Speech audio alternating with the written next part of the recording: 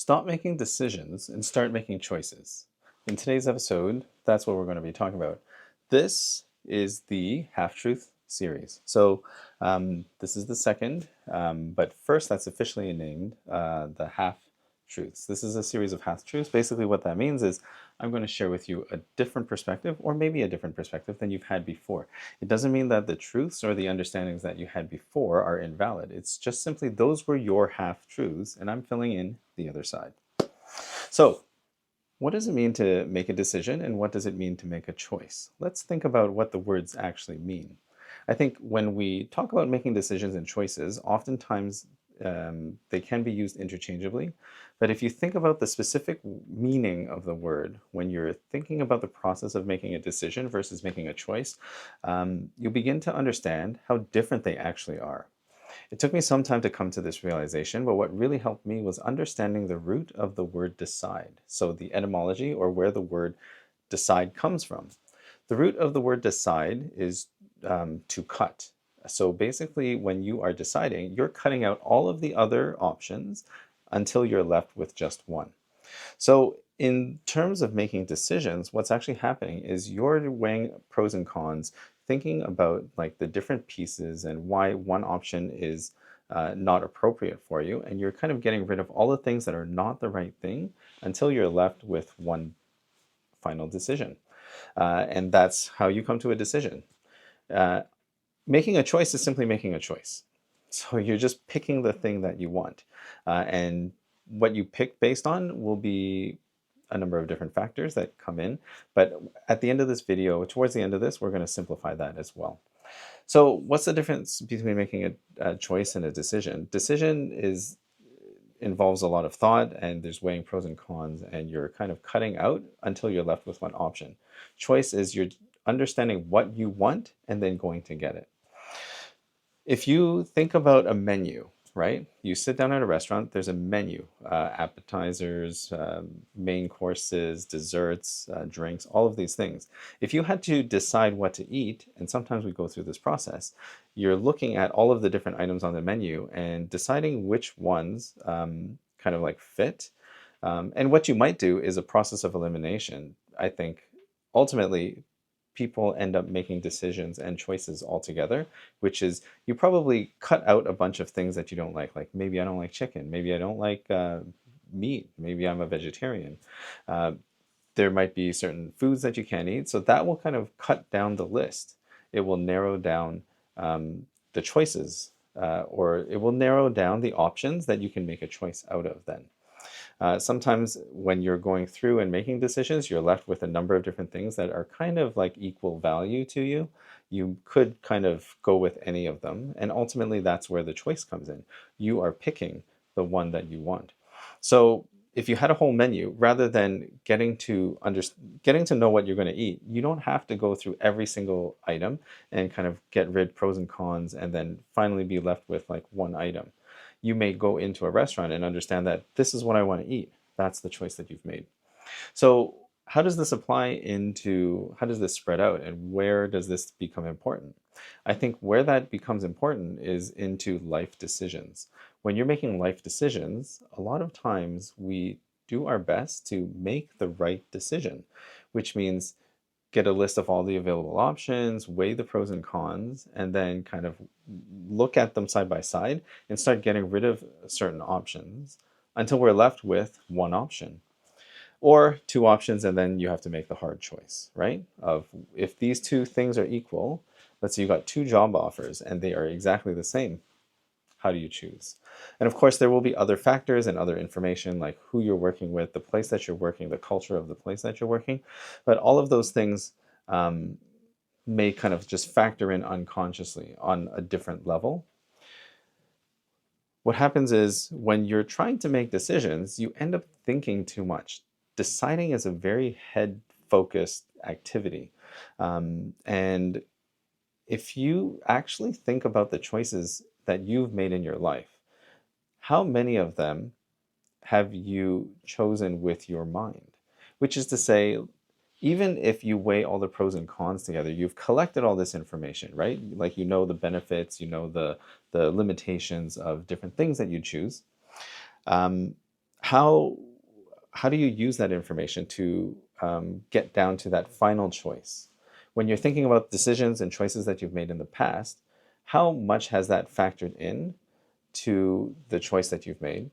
Or is the choice guided by something else? And this is the part of the video where I share with you how you can make easier choices and decisions. And that's really through your human design strategy and authority. Through strategy and authority, you will get the opportunities that are coming to you. But we'll park strategy on the side because strategy is basically the way of moving through the world, and it's almost just about focusing your attention on what to look at. We're not talking about that today. Today, we're just talking about making choices. And the guiding light for choices is your internal decision-making authority. So for every person, there is a decision-making authority. And basically that is a part of you that will tell you you can think of it as a body feel or a body sense. It's almost like a instinct or an intuition or a knowing that something is right for you. And if you've made some big decisions in your life, think back to the ones that you are really happy with. And if you had like an internal sense, like an instinct that this was the right choice. And if you've made some big decisions and regretted them, you may think that did you go with your head and ignore your gut? The gut is one of the big authorities that is for about 70% of the people of the population, they are ruled by a sacral authority, which means that is that indicator of what is most right for them. There's a whole bunch of different ones, and I'm not going to get into all of them right now, but ultimately, the majority of people will feel some type of gut feeling that it's the right choice for them. There's also other types like a splenic authority, which is a instantaneous knowing in the now. It's almost like you get an intuitive hit and you're like, this is the thing that I want, or this is the right decision for me. I might not know why. And at the same time, I know that it's the right decision or the right choice for me. I can get deeper into all of these different things, but ultimately, the first layer is to understand whether you're making decisions or choices in your life.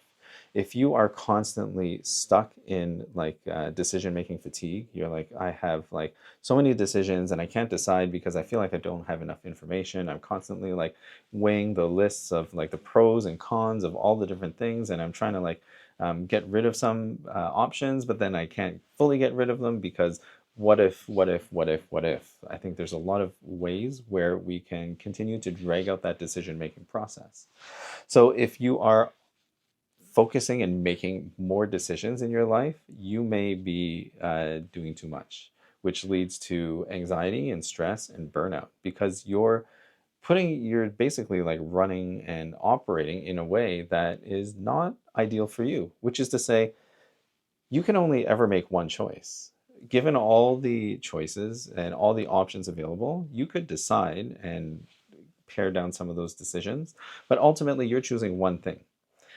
My assumption is because you are one person and you are going to be making one choice at a time, there is one choice that is best for you.